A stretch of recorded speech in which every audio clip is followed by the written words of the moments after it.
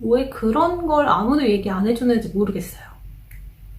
저는 그냥 막연히 영어를 자유롭게 말할 수 있게 되면은 그것만으로 너무 행복할 것 같다라고 생각을 했었는데, 공부를 하면 할수록 이런 괴로움과 스트레스가 뒤따른다라는 거를 그때는 미처 알지 못했던 것 같아요. 어느 날 메일을 하나 받았는데 어떤 분께서 안녕하세요. 저는 시드니에 사는 몇 살 누구누구입니다. 저는 현재 시드니 모 대학에서 로스쿨을 다니고 있고 학교에서 발표하거나 말하는 거에 조금 스트레스를 받던 중에 갱미모님의 영상을 보고 만나보고 싶다라는 생각이 들어서 이메일을 씁니다. 이렇게 저한테 메일이 왔어요. 그래서 제가 그 이메일을 받아보고 시드니에 사시는 것도 굉장히 반가웠고, 그리고 그 이메일의 내용이 너무 진심이 느껴져서 이분 꼭 만나보고 싶다라는 생각이 들어서 지난번에 한번 만나 뵀었는데요. 그리고 그저께 제가 또 그분을 두 번째 만났어요.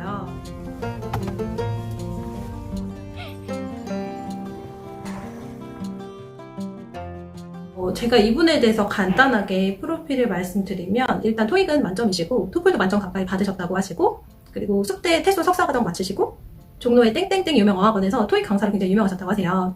그리고 호주로 넘어오셔가지고 호주에 10년 정도 사시고 시민권 하시고, 그리고 호주 하이스쿨에서 교사까지 하시고, 그리고 심지어 통번역 공부까지 하시고 지금은 시드니 모 명문대학교 로스쿨에서 법학을 공부하고 계세요. 이 양력만 들어도 정말 우리가 영어를 할 수 있는 모든 도전을 거의 다 해보신 것 같아요. 근데 아니 왜 이런 분이 나한테 왜? 이런 생각을 처음에 했었거든요. 어제 그분한테 여쭤봤어요. 아니 영어로 따지면 정말 할 수 있는 모든 걸 다 경험했는데 왜 그걸 업으로 삼지 않으셨어요? 라고 물어봤는데 그때 그런 얘기를 하셨어요. 원어민이 아닌 상황에서 이 업을 계속해서 한다면 그 스트레스를 계속 가져가야 되는 거 아닐까라는 고민을 하셨다고 해요. 그리고 저도 지금 그런 고민을 하고 있고, 그래서 그러던 중에 그분께서 이제 여기 현지에서 생활하시다가 알게 모르게 한인 사회에서 가정폭력 같은 거를 목격하시면서 그런 분들이 의사소통이 좀 어려워서 신고조차 하지 못하는 거를 보셨다고 해요. 그래서 로스쿨 졸업하시고 변호사 활동하시고 최종적인 꿈은 가정법원의 판사가 되는 거라고 말씀하셨어요. 저는 그때 그분의 이야기를 듣고 다리부터 진짜 여기 상체까지 닭살이 쫙 올라왔어요. 와, 진짜 멋있다. 제가 이 구독자분을 만나고 나서 깨달음을 조금 얻었던 게, 이런 고민은 정말 원어민이 아니고서야 굉장히 오래 가져갈 수밖에 없는 고민이구나. 왜 해도 이렇게 고민이 쌓이고 왜 내가 이렇게 바보같이 느껴지는 거지? 라는 고민을 할 때가 굉장히 많았어요. 그래서 이 고민을 정말 풀어놓을 때가 없더라고요. 저도 한국에서 영어 공부를 짧으면 짧다고 할 수 있지만 그렇게 짧지 않은 시간이라고 저는 생각을 하는데, 그 시간 동안 공부를 하면서 항상 느꼈던 거는 새로운 걸 알아가는 즐거움도 물론 컸지만 기대치에 못 미치는 실력 때문에 항상 마음속에 스트레스가 있었거든요. 근데 이런 것들은 초급자분들도 마찬가지고 중급자, 고급자분들도 다 가지고 계신 고민이라고 생각을 해요. 왜냐면 우리는 원어민이 아니기 때문이에요. 물론 국내에 정말 원어민과 가깝게 원어민스럽게 영어를 하시는 분들도 분명히 많겠지만, 정말 평범한 사람을 놓고 기준으로 봤을 때에는 성인이 된 이후에 영어가 원어민처럼 된다라는 거는 100명 중에 저는 1명, 정말 심하게는 1000명 중에 1명이 나올까 말까라고 생각을 하거든요. 여러분, bilingual이라는 단어 많이 들어보셨을 거예요. 이 bilingual이라는 거는 2가지 이상의 언어를 자유자재로 구사할 수 있는 사람들의 의미예요. 여기서 또 bilingualism이 2가지로 나뉘어지게 돼요. 첫 번째는 그 언어를 모국어로서 습득한 사람들, 그리고 두 번째는 제2외국어로 습득한 bilingual가 있는데요.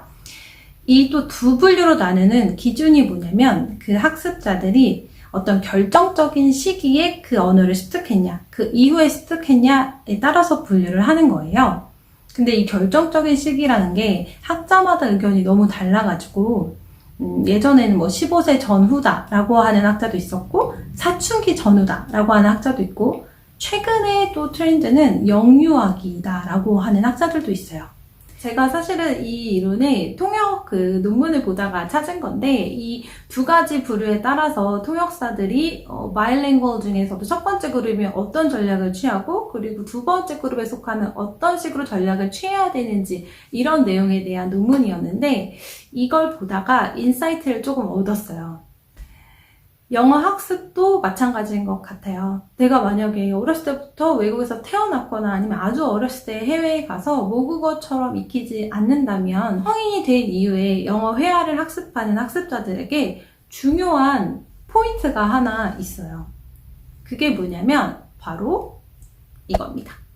기대치 관리가 왜 중요하다라고 생각을 하냐면 모든 학습이 다 그런 것 같아요. 공부를 하다가 내가 원하는 만큼 내 실력이 따라오지 않으면 그때부터 좌절감과 자존감이 바닥을 치게 되죠. 저 역시도 그랬고요. 그럴 때 우리가 제일 중요한 거는 사실 기대치를 관리하는 거예요. 예를 들어서 영어 공부의 목표가 나는 원어민처럼 되는 거야 라고 하면은 그 기대치가 여기 가 있어요. 그런데 현재 나의 실력은 여기에 있어요. 그러면 이 갭이 좁혀지는 시간이 너무 오래 걸려요. 그리고 그 과정에서 반드시 좌절하게 되고 스트레스 받고 심지어는 포기하게 되거든요. 그런데 예를 들어서 기대가 요만큼인데 내 실력이 요만큼이라면 요만큼 채우고 성취하고 또 요만큼 올리고 요만큼 채우고 성취하고 이렇게 이 순차적인 방식으로 그 기대치를 채워나가는 거예요.